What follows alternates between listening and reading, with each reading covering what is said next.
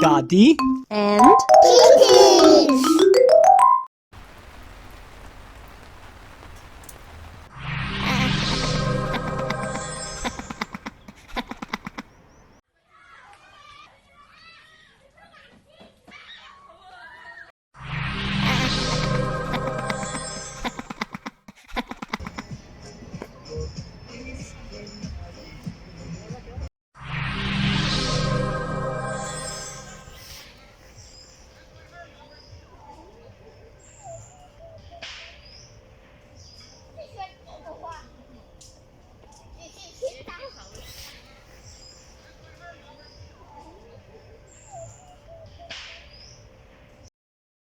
Hello! Hello! Today we will make Japanese sunny baby.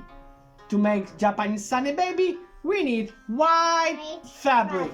Have to be a square. We need ping pong ball. We need black pen. We need red crayon.